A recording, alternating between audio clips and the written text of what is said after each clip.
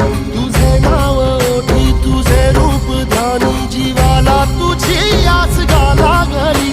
जरी बाप सा